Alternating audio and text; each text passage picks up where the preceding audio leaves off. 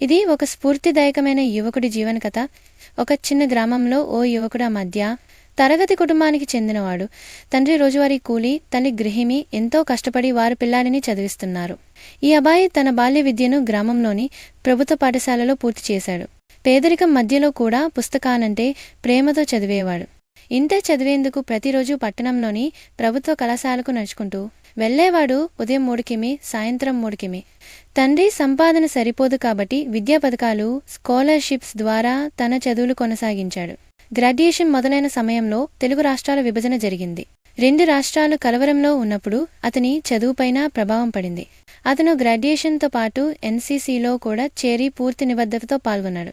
2వ సంవత్సరంలో అతని వ్యక్తిగత జీవితంలో సమస్యలు వచ్చాయి. కుటుంబ బాధ్యతలు పెరగడంతో చదువు మానివేశాడు. తన కుటుంబానికి అండగా ఉండేందుకు బైక్ మెకానిక్ పని నేర్చుకోవాలని నిర్ణయించాడు. 2 సంవత్సరాల పాటు గాఢంగా శిక్షణ తీసుకున్నాడు.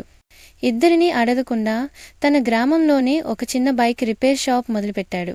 ఇక తదైన జీవితం మొదలైంది. ఇప్పుడు అతనికి బాస్ ఉండడు, ఒత్తిడి ఉండదు. రోజు పనికి వెళ్లి సాయంత్రం మనసులో సంతృప్తితో ఇంటికి తిరిగొస్తాడు. తరువాత అతను పెళ్లి చేసుకున్నాడు.